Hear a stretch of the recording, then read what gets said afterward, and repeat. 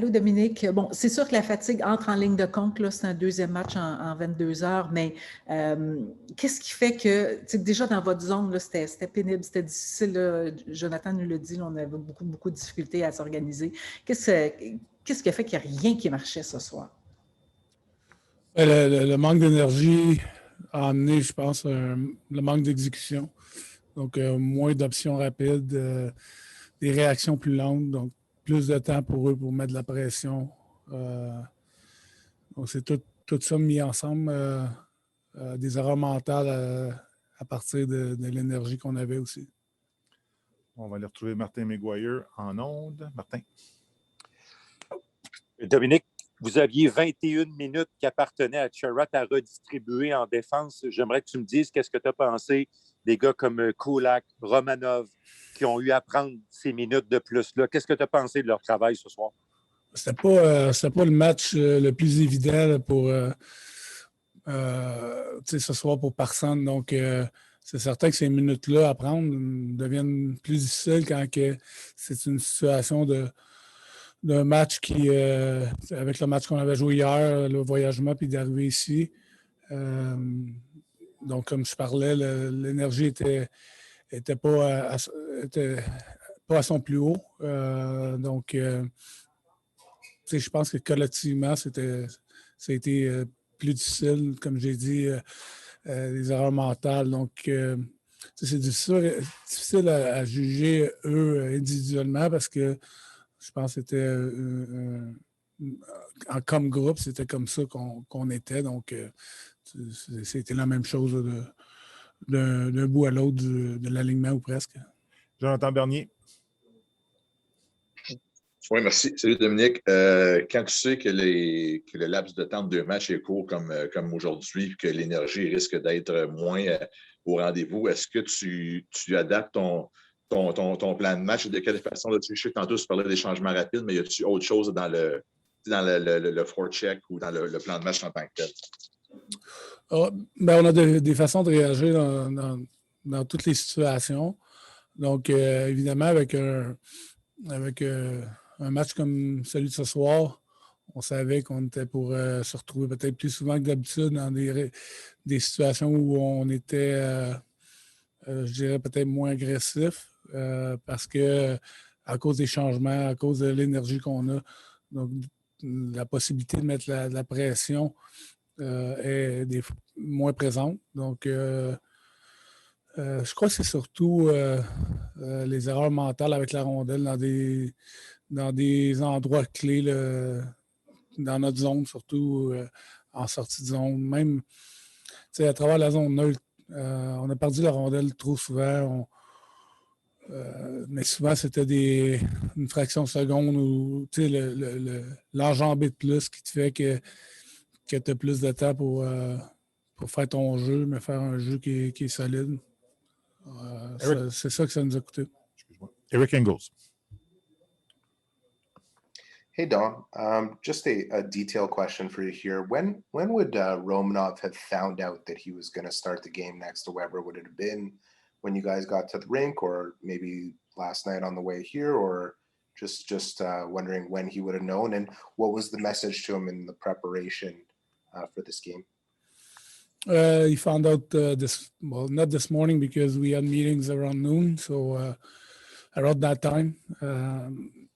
The message is, to be, there are key points in this game that we want him to be taken care of, and when he has success, that the way he plays, and so it's just going back to that and being consistent doing them. So that was the message. At the same time, it's still the game, and maybe you get a few minutes more. But at the same time, it's the same messages over and over again, and that we've been working with him since the beginning of the year. Pat Hickey.